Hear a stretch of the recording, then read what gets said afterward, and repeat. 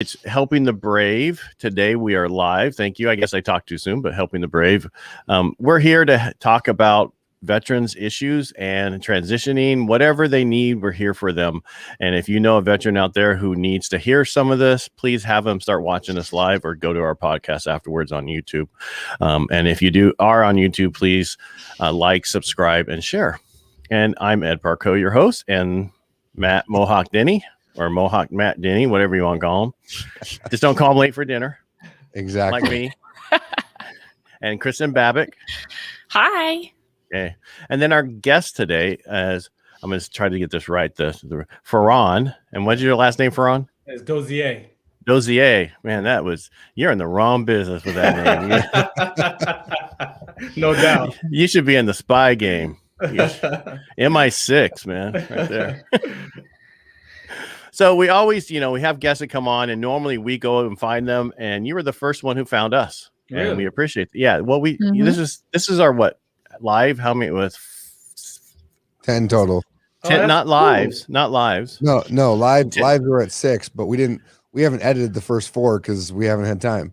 Yeah. So, and why we decided to go live was we had a gentleman on telling his story, and I'm like, this needs to be out there. More people can connect, talk to him, ask questions, the whole 9 yards. And then so our first live was, I think, Anthony Stephen Malone, which that was just a jaw dropper. So if you haven't seen that one, you should see that one. That guy was in prison he went undercover in prison, supposed to be 3 months. He was there for 3 years in Turkey, and he is the one who found where bin Laden was so that the SEAL team could go find him. So there's the guy out there making all the money that shot him, right? This guy should be out there making all the money because he's the one that found him. Wow. So, and he was in prison. So, well, and that's Ed's reason for going live. My reason was I'm the guy that had to edit it, and I didn't want to edit him anymore.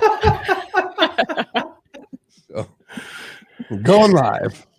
Yeah, but I mean, you say that's fine. It's easier because it goes right to YouTube. We don't have to do anything, but we get more people response and more people can find us. They know we're here Tuesdays and Thursdays at 2:30 Pacific time, and then they can find us each week. If they can't be here, they could actually come back and listen to them afterwards, even on YouTube or anywhere. So I'm thank you all for being part of this.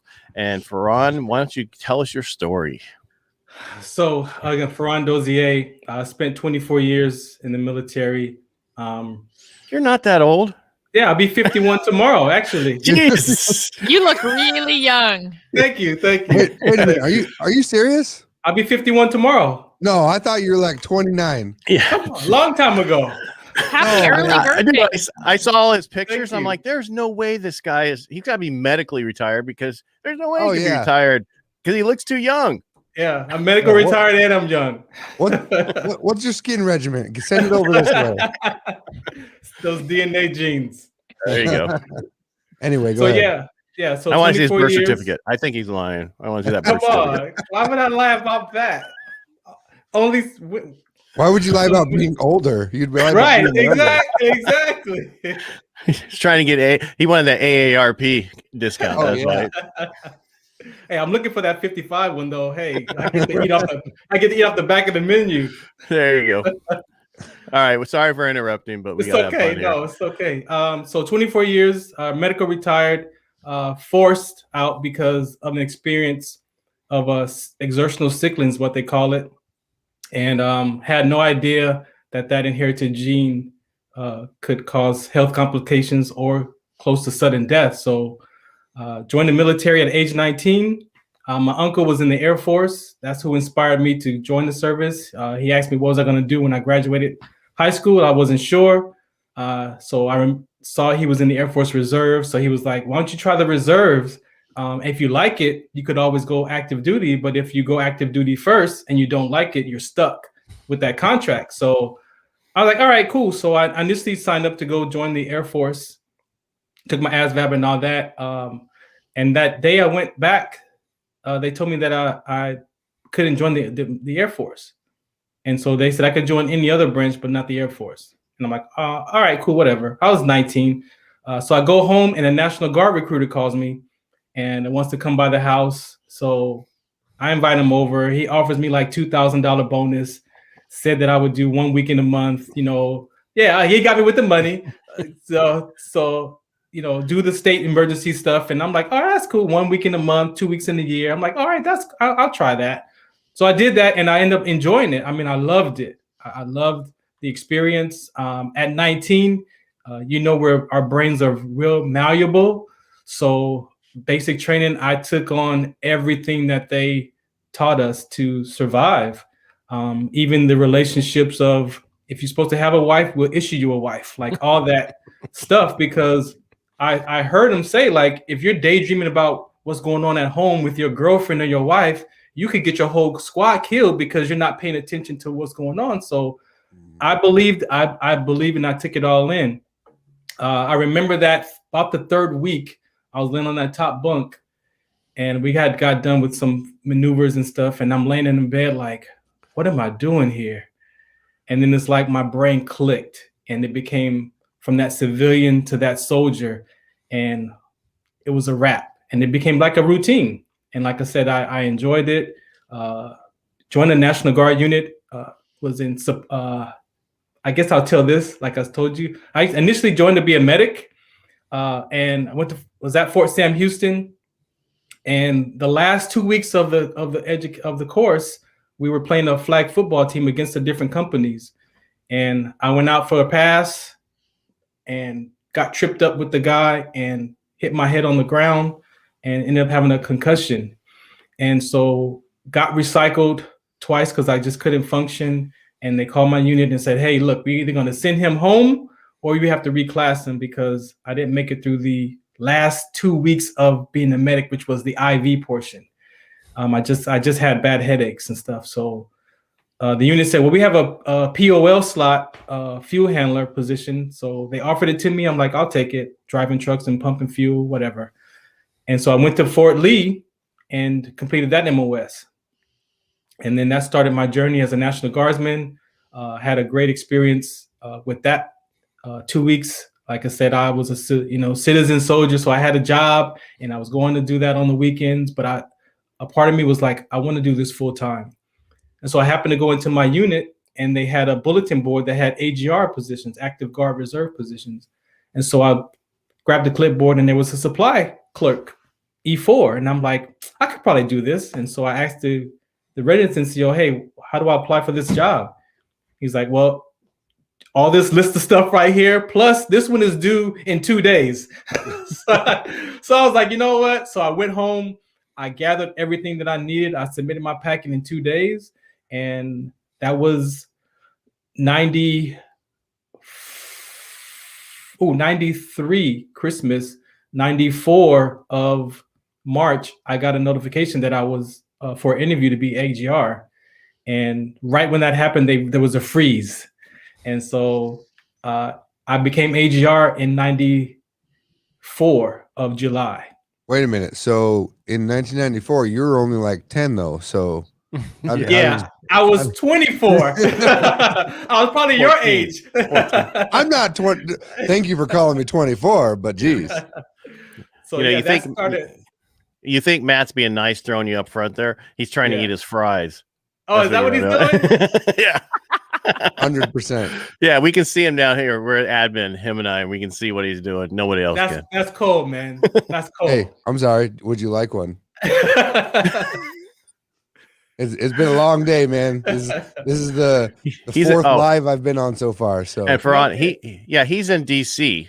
Oh, cool. Right. Yeah. I'm in California, Modesto, and Kristen's in Texas, Houston, Texas. That's cool. I appreciate it.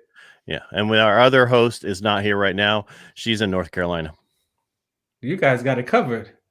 Try to cover the whole world. Well, and that's what's cool. It's not just geolocation, but it's also the different experiences. Ed got out 20 years ago. I got out 10 years ago. We'll just say 20 plus. I was being nice. I look 50. Hey, you said it. I didn't. I got out 10 years ago. Chloe's active duty, and Kristen's our civilian motivated passion lover for the veterans. So that's a cool deal, Christine. Absolutely.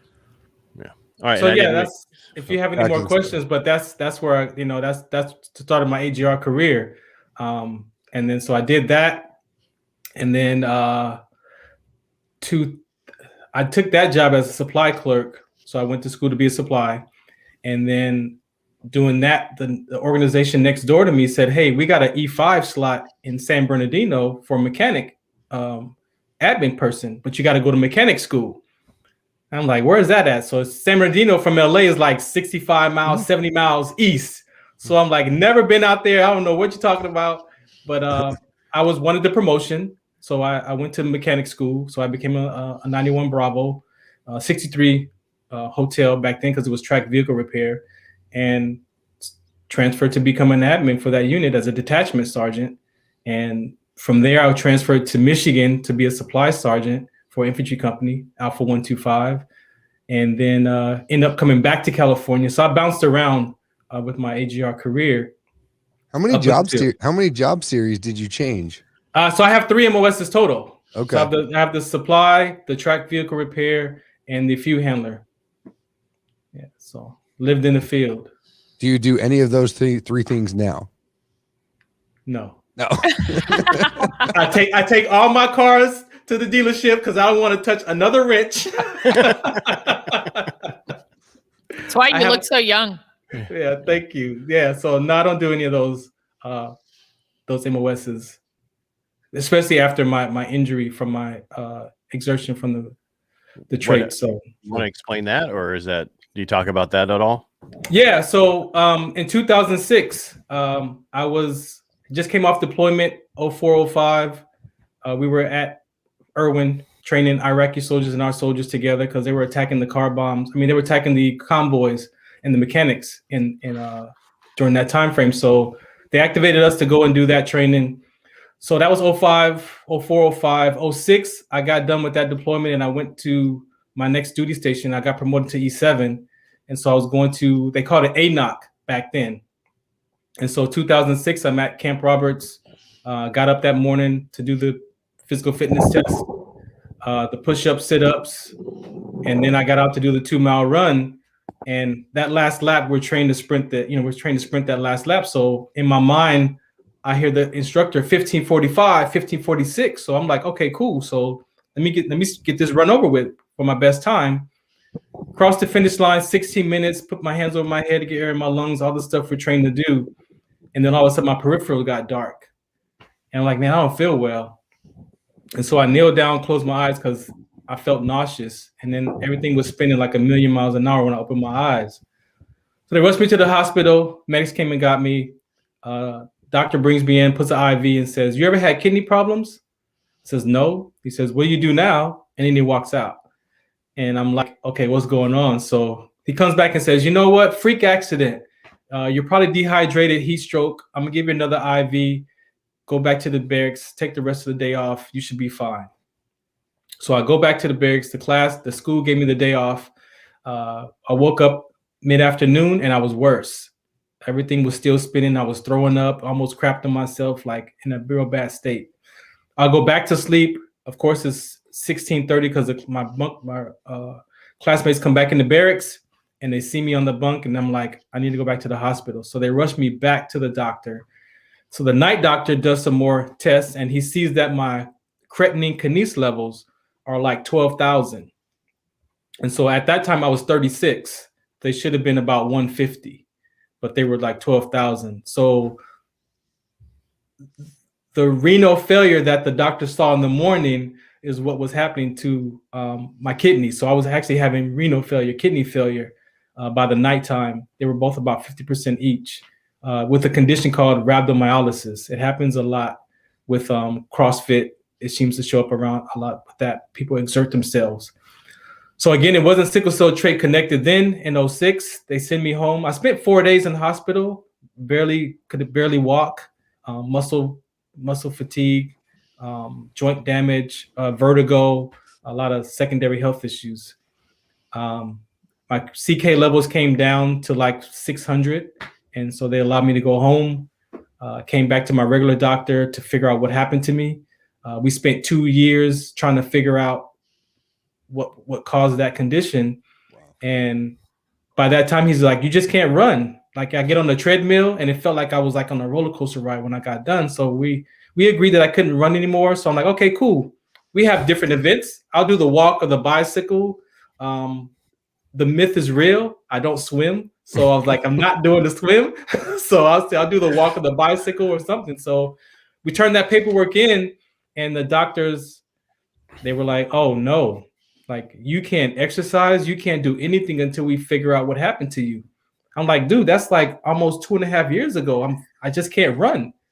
So they stopped me from doing anything, gave me a P4 profile. So couldn't carry a weapon, like couldn't do anything until they started their medical process. And during that time, my body just started to shut down. My knees started hurting, my back, my shoulders, my arms, my hands. And that was 09 of September. By January 1st of 2010, I was stiff as a table, like I couldn't walk.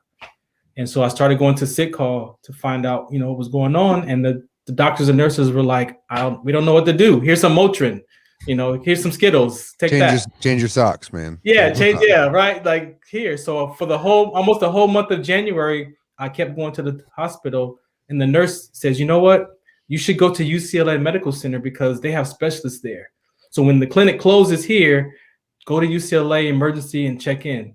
And so I did that, and they deemed me with arthritis at that point because my whole body was inflamed.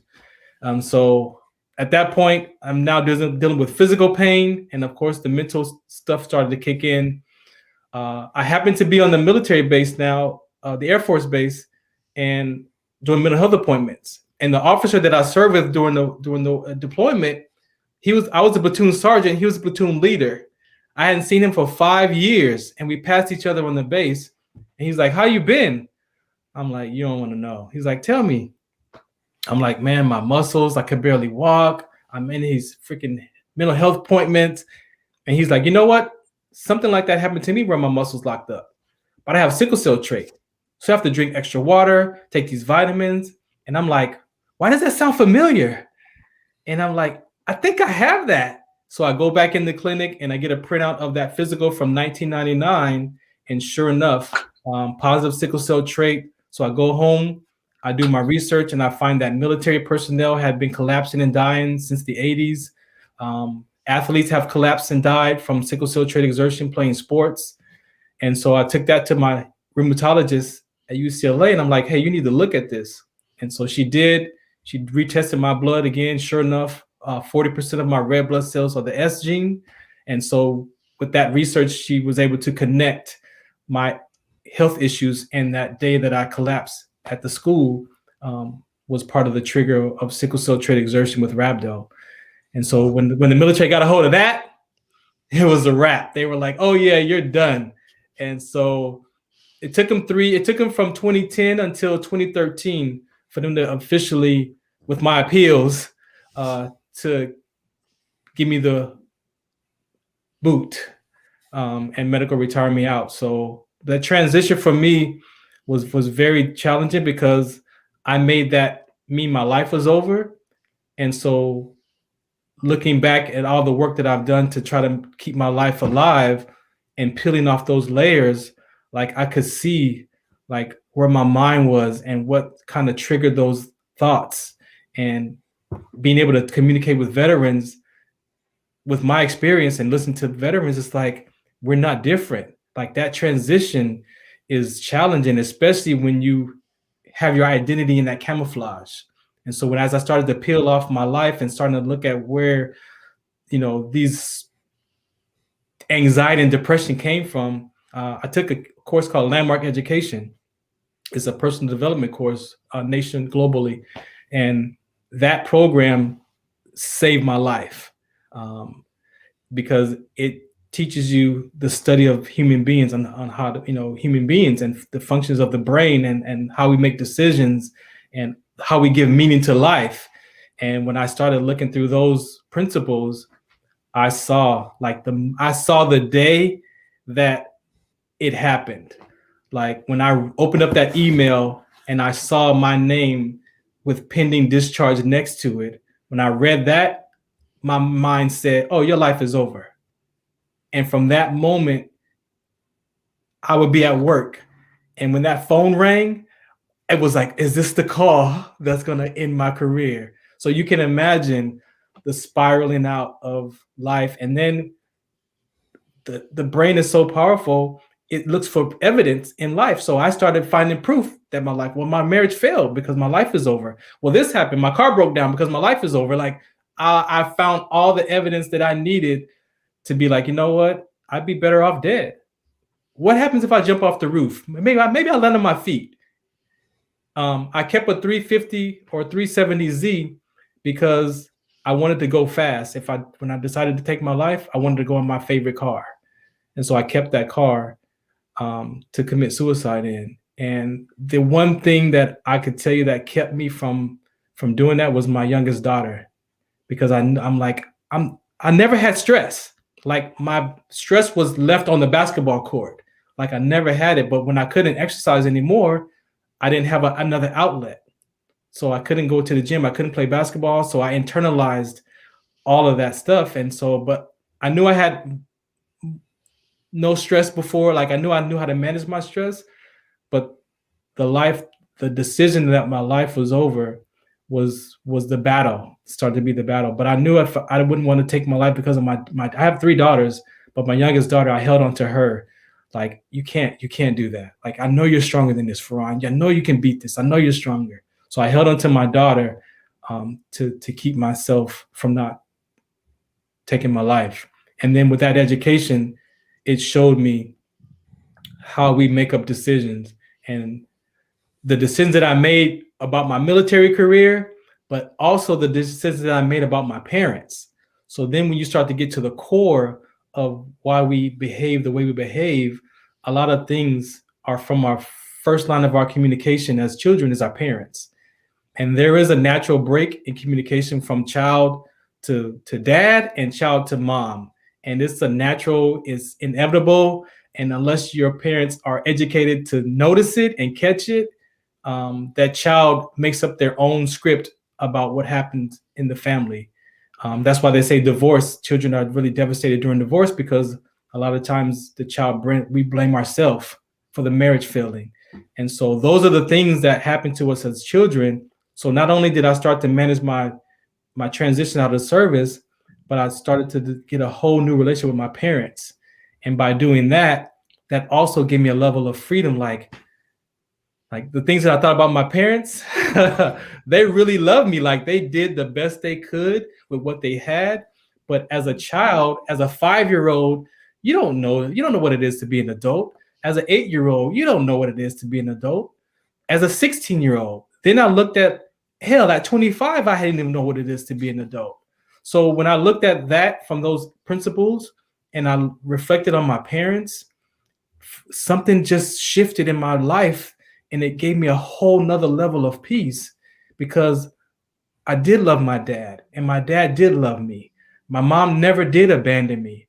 I was a latchkey kid in 1978. There was no babysitters. I had to come home by myself because that was the era. But an 8-year-old made it mean that she abandoned me. But I didn't know 90 minutes felt like 20 hours. So all that depression and anxiety mixed in with the military, mixed in with the identity crisis of the camouflage, the brotherhood, the camaraderie that that's special. Like to want to die, give your life for a person next to you. Like not everybody experienced that. And so I had to figure out what was next. Like, okay, your career is over. You got 24 years. You got these MOSs. The military says you're medical retired, so you can't do none of these jobs. What am I gonna do? And I saw an opportunity with that sickle cell trait gene, and a mental health provider, Ashley Benjamin, looked at my records and he says, "What are you gonna do when you retire?" I says, "You know what? I have an idea about a sports brand called What's the Count? Maybe I'll sell some T-shirts or hats, or I'll sit on the dock of the bay and watch the tides roll away and whistle." That was my retirement song. So he showed me this book that he written with his colleagues, and about a student athlete book from high school to college. And he had 2 pages of sickle cell trait exertion with athletes. And he's like, "Read this." So I'm reading and I'm crying. I'm like, "You know what happened to me?" He's like, "Oh yeah, it happens a lot."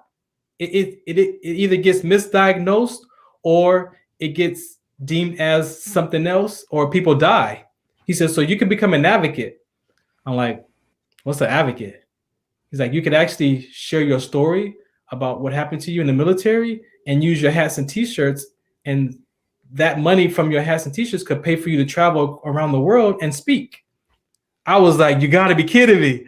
And so like from that cartoon character, you know, when the light bulb comes on the cartoon character, like from that moment on, it was like, I know what I need to be doing.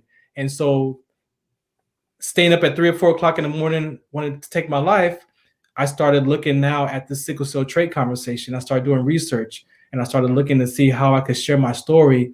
And I found a lot of people who have died and lost their children playing football.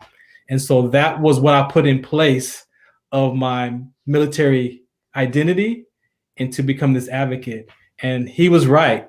I've been able to speak to people and just share my testimony and share my story that has impacted people's lives and saved some lives. So that whole what's next in our military community, I think that is something that is also important to discuss, because after that uniform is done, again, if you don't know who you are as a person, I introduce myself as Sergeant First Class Farron Dozier all the time. Like, so I could tell you my identity shifted from E4 to E5. When I became sergeant, it was like pride, and that, you know, it was all of that came with that. And again, being forced out of the service when I wasn't ready, my identity was all in that camouflage.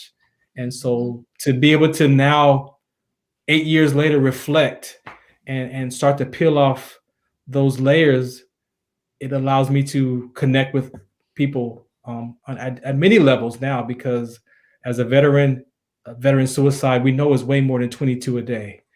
We know that veteran, I'm advocating for arthritis, and there was a study from the Arthritis Foundation that a great percentage of veterans deal with arthritis and health issues when they get out of the service. So it's like all these health complications that we deal with. I mean, I know I was young. You don't go to sick call. You soldier through your pain. You know, all that stuff, that you mental toughness, but then your body's breaking down, and you're like, I'm not going to the doctor. Like, I'm not going. It'll go away. Like, no, like you need to go and get some help. Well, so, for the record, I didn't soldier through anything. I marined through it. So just to make sure that's you know what? You warriors are something else, let me tell you. So yeah, that's kind of how I got in front of you today. 8 years later, I still manage my anxiety and my depression, because once you open up that box, you have to figure out what tools to keep you alive. And we've discovered putting something in place, and the willingness to stay alive, which is what's next. And if we can help veterans figure out what's your purpose, what's your passion, what do you care about, what's your hobby? Like, this whole podcasting started for me in my depression. And a friend of mine was like, you should do a sports show, because I was a huge sports fan. But in my depression, I lost interest in, like I said, in life, and a lot of things, and sports went with it. And so Blog Talk in 2009, you know, and here it is, you know, almost 11 years later, and I'm still, that whole podcasting back then was brand new, kind of.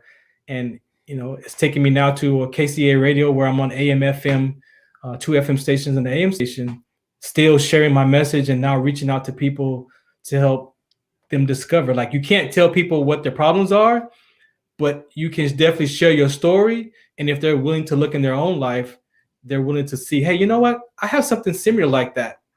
Okay, well, let's talk about that. Like, I can't tell you what your problems are, even though I could probably hear, and I could hear them. Like, we out of the heart comes, you know, our issues of life. And so when you can hear people talk, and you can hear that they're telling you exactly what they're dealing with. And so to be able to be educated in that part of life now, and be able to have a different way to listen to people, it's been a blessing. It's been a blessing to find my spirituality. So 3 things I live by now that keeps me from jumping off the roof.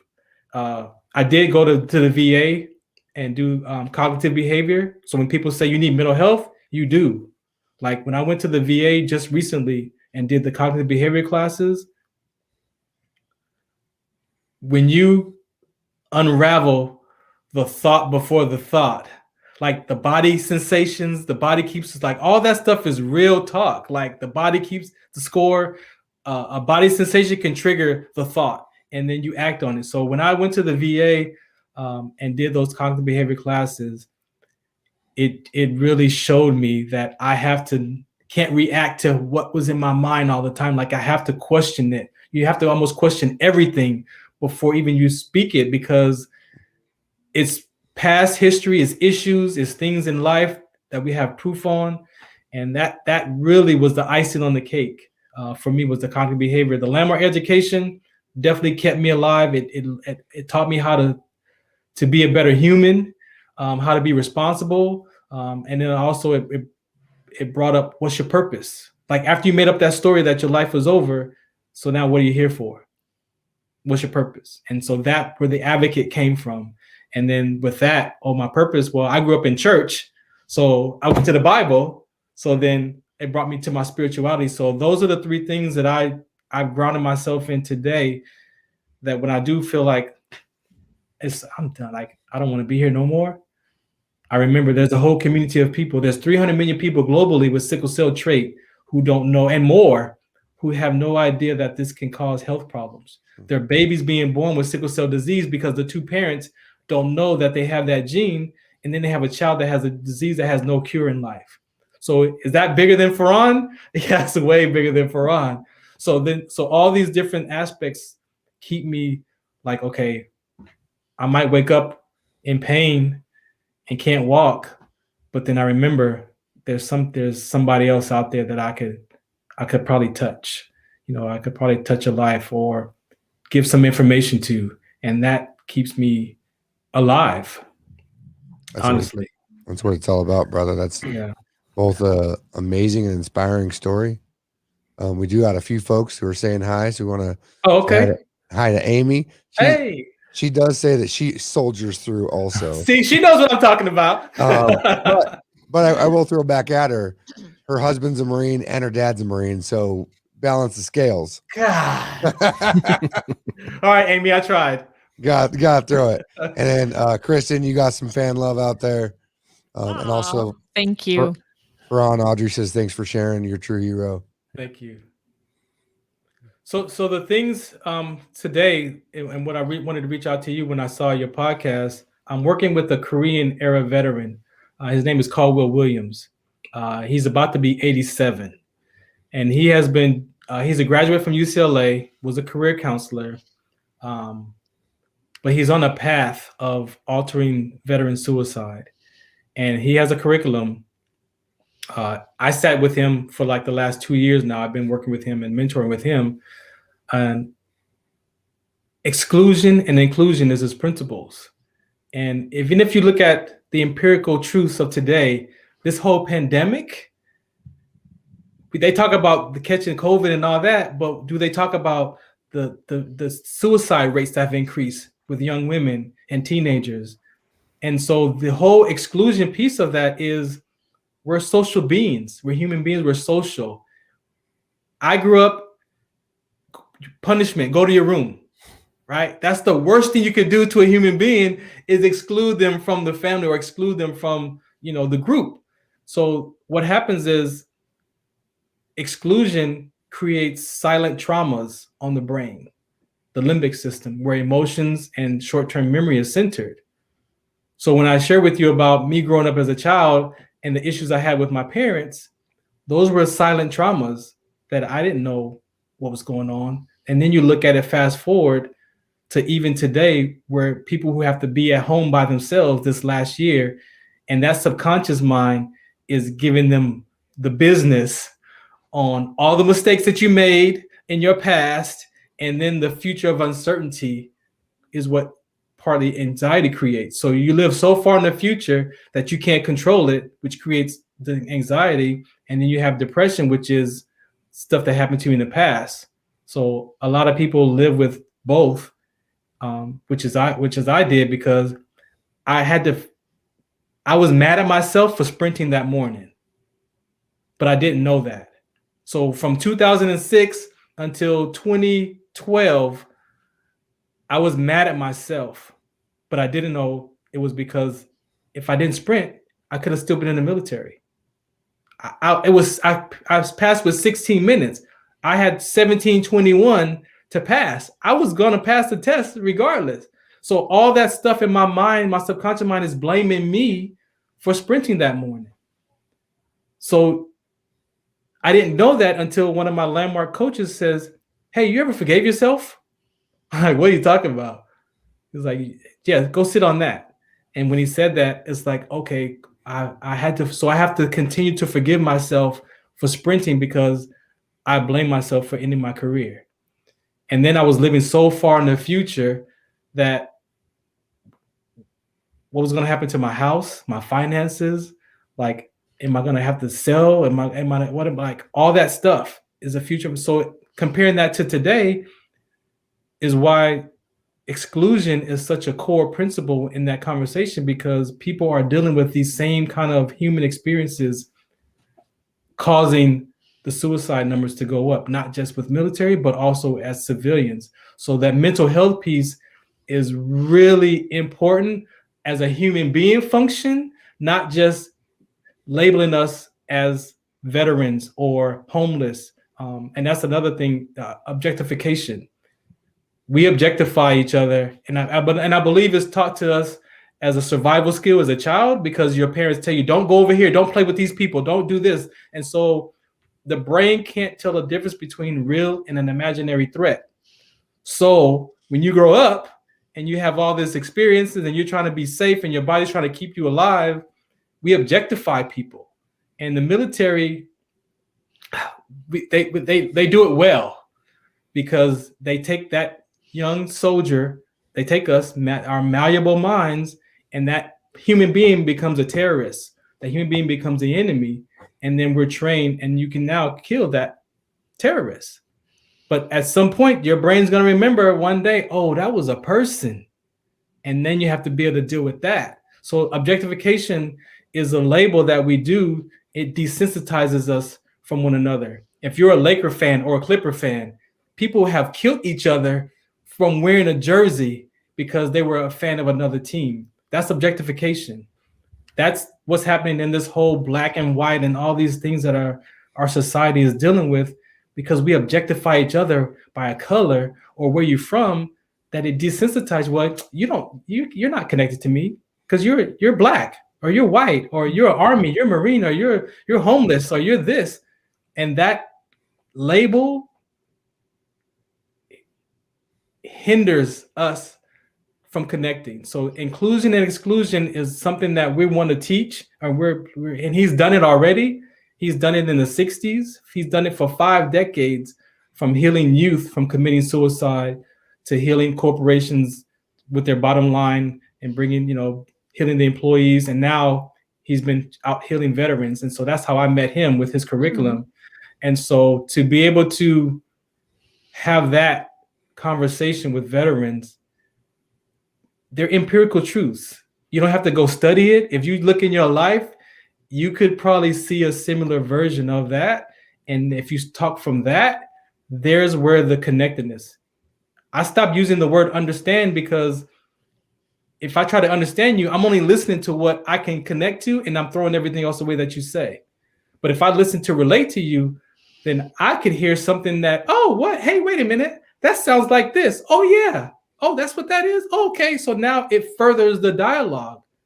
So there's a lot of conversations. Mental health is definitely the key, but we have to be able to go back and teach foundation skills, communication skills, achievement skills, especially, like I said, transitioning from the military. We have that whole experience bottled up inside of our subconscious mind. And we train how we fight, and then for those who went to combat, you have that extra added experience on top of that. And then now your identity is back out, in civilian world, which there is a conversation in the military that civilians don't understand us. They don't understand us. So you have all that in your mind, trying to now figure out how am I going to maneuver my life now. And then, from our experiences, families are impacted. The children are impacted. The wife is impacted. The husband's impacted. The grandparents, like everybody's impacted by that soldier life experience in his career. And I just believe that we can teach foundation skills. We can heal past experiences, sort them out. Yes, they happen, but who are you today? Like, yes, you can acknowledge what happened, but then what about today? Who are you today? Is that happening today? No. Then okay, so then who do you want to be today? I love Nike, but Nike got it out of place. You don't just do it. You can't just do it. We're human beings, not human doings. So the human experience is just as much as important as the activity that we do. We bring happiness to these activities. You can generate that peace no matter where you are. But if you don't know that, if you have proof that that's not available or possible, I think that's the break in communication and in dialogue and that mental health piece, that you can't just give us medication. I heard a guy yesterday gets a shot in the back of his head to numb his depression and anxiety. So they're sticking needles in the head, shooting fluids or cortisone or whatever to numb that part of the brain. And it's like, come on. So when I saw what you did for your show, I was like, okay, let me see if I could, reach out. I have a show called Trench Talk, is what I dedicate my military conversation to. I've been doing that since 2013. But Trench Talk, I've had in my head almost my whole career, because we'd be out on a convoy and, you get done delivering the ammunition and the food or supplies, and you got trucks, we all park and we're just under the stars at like 2:00 in the morning, radio's playing, and you hear guys that you meet from all parts of the country, different backgrounds. And that Trench Talk kind of just stuck in my brain. Like, I never knew what it was going to be, but I always had this vision of that word, that phrase, Trench Talk. And it turned out to be my personal therapy to stay connected to veterans. And if you're as old as I am, you ever dug a foxhole? You ever dug a foxhole? So you never dug a real foxhole to the bottom of your armpit, huh? You never done that? No, you're only 25. Yeah, and they didn't allow us to do that at the hospital to get really upset if we break up the floor.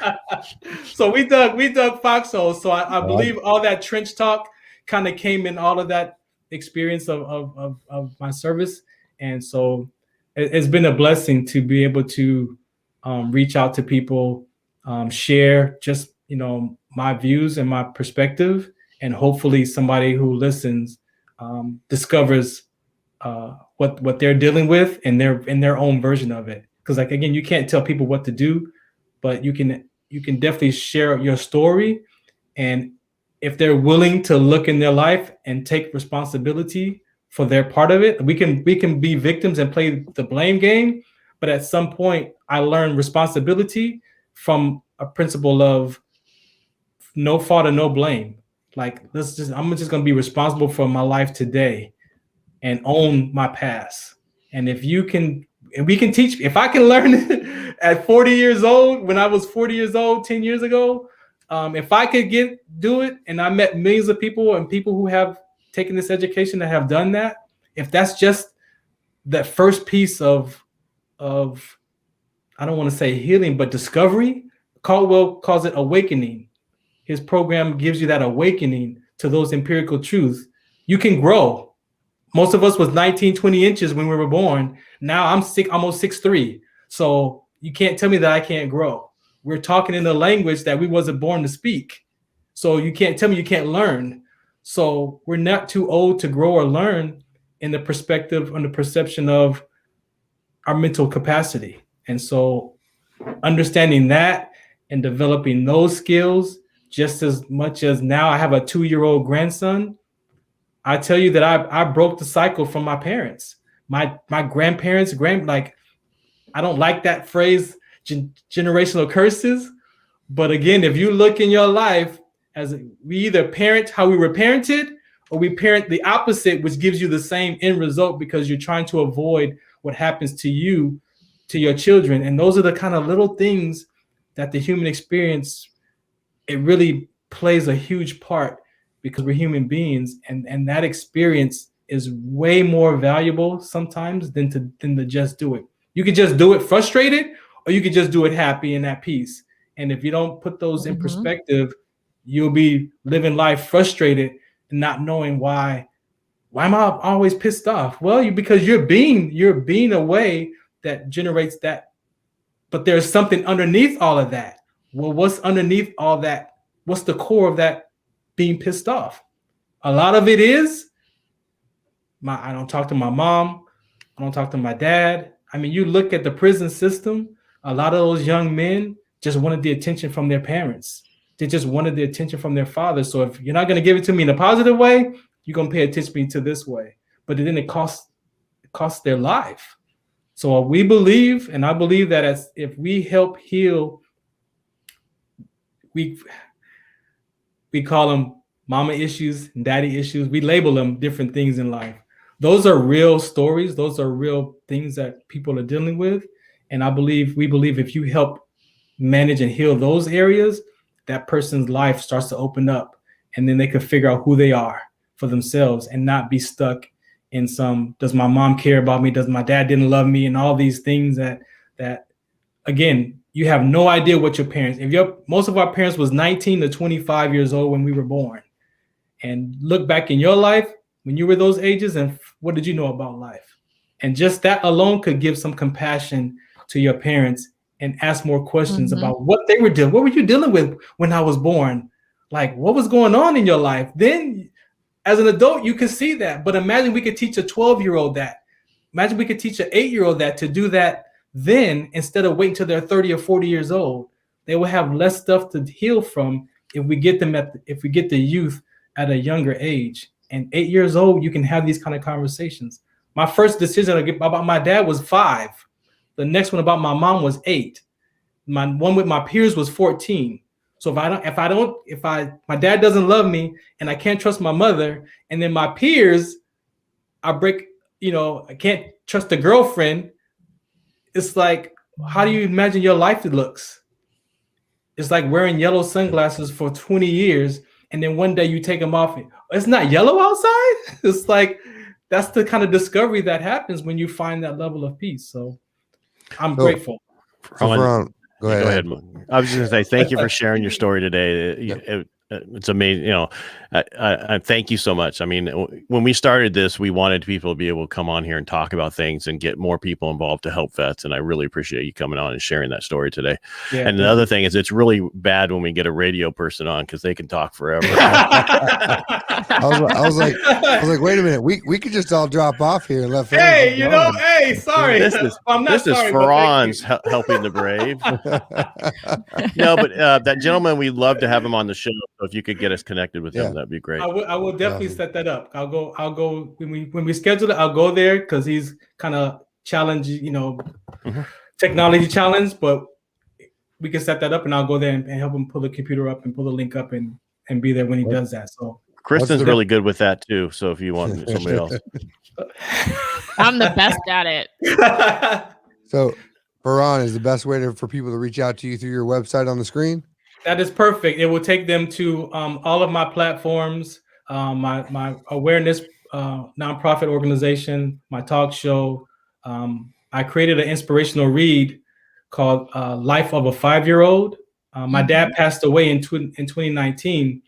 And so I was glad that I had took that landmark education at 40, because the last 8 years of our life, I saw who I was being with my dad. Like, he did love me, but he got on my nerve, and I would treat him as such to a terrible way. And when I discovered that at 40, that I was being upset and angry and frustrated with my dad, I committed to being gratitude, acknowledgement, and joy with my dad. So imagine going from being upset to being that experience with my father. It opened up our relationship, and it actually healed our relationship. So when he passed away in 2019, I have no resentment. I have no regret. Everything that needed to be said was said every time we communicated. And if I did go off on him, I caught myself and I apologize. So being able to do that work, I miss his humanness and the music that he taught me. So a lot of my stuff is dedicated. Even I got the sickle cell trait from my dad. So my dad is in my life and in my conversation, everything that I get to accomplish now, because our fathers are our foundations of our homes. I mean, there really are, and the Bible even talks about it. Honor your father and mother that you may have long life. That is a real promise. If you believe in those commandments, that is a real promise. And that's why being able to heal that relationship with our parents first is so important, and who you get to be with other people. Because if you can't talk to your mom and dad, how do you expect to have a fruitful relationship with people? If you don't trust your mama, you don't think that impacts you trust with women. Like that, it all ties together to our most important people of our life is our parents. And if I could help heal that or discover that, my sickle cell trait is important, but I really want to help people discover their relationship with their parents and heal that, because that is really a lot of the root of the issues of our nation is the broken homes of our parents. And even if you had both parents, some parents give you money, but that child wants affection and that child wants connection, inclusion, not exclusion. So a lot of the things that we're dealing with in our nation, flaws, are core issues of our homes. And if I could share that just as much as my conversation, I believe that could start to heal relationships. Well, thank you, Farron, for coming on tonight. We really appreciate it. Appreciate you. Thank you very much. And it's amazing because we have had many other people on here and they've had things that happen to them, and then they come along and say, this is why this happened to me, so that I could do this. And it's amazing that we finally, because people say you find your why along the way. It seems like you found your why and what you want to do with it, and we want to help you. So if there's anything we can do for you, let us know. Yeah, and I believe if we help veterans do that, that could again interrupt that willingness to not want to live, and help them find what's next. And it's all in the conversation. It's all in a hobby, but they have to be willing to want to look there too, though. That's where the relatedness and the story sharing comes into play, because you just never know, the next broadcaster or the next, app creator. Like, you just never know. There's the grave site is the richest place on the planet, because all the dreams and books died with those people. And so we don't want that to happen anymore. No. So thank you. Yeah. No, thank you. And this is, our movement. We're trying to get this bigger and bigger and do some other things. So please stay connected with us. I will do one in return. I will have each one of you on my Trench Talk segment. That way you can share who you are and what you're up to. And I'll do that in return. I have no problem doing that. So sounds great. I'll invite you to be on my show as well. Okay. All right. Appreciate it, Farron. Thanks for coming on. Yeah. Thank you for your time. Oh, thank you. You did the whole show. We just had to sit here and drink our coffee. You don't have any questions? I slept the entire time. I think you're so used to doing this. You answer all the questions along the way. It's like you've done the perfect story. You've known people are going to say, hey, what about this? And you go, oh, you answer it before we can even ask it. Thank you. All right. I appreciate you. Thanks everyone for tuning in tonight, and see you next time. Yes. Thank you, Farron. Farron, you can hang on the line real quick.